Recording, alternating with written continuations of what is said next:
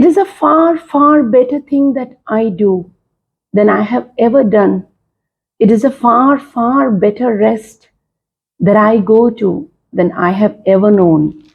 This is my favorite quote from this book. Today I have A Tale of Two Cities. That is probably the favorite quote for almost every reader of this amazing masterpiece.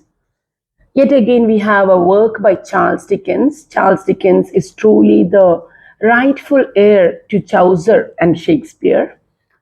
A Tale of Two Cities is probably Dickens' most or one and only political story. This is a political, historical story. It is so powerfully packed, and every word in it is so filled with force and impact. It is like a Greek tragedy, so tightly wound that every word and every sentence is so powerful.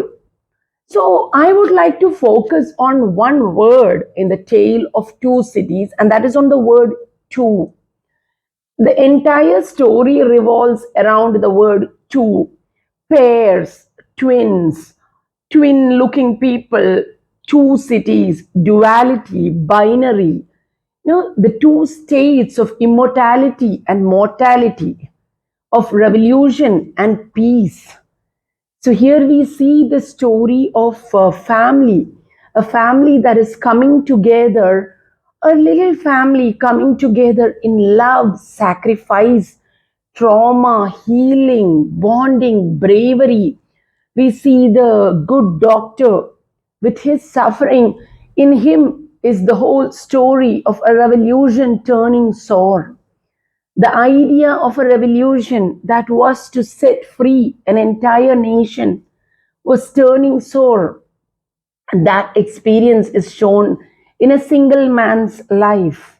And on the other hand, we have the two cities literally, London and Paris, and the wave of the revolution that is reaching all around Europe.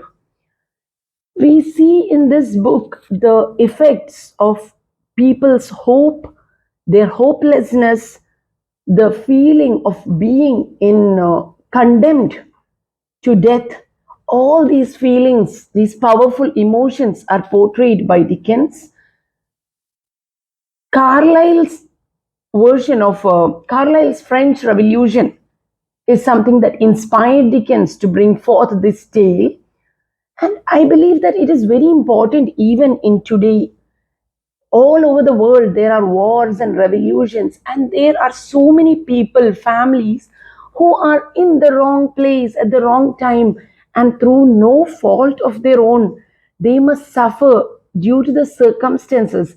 They become part of the machinery of society, of war.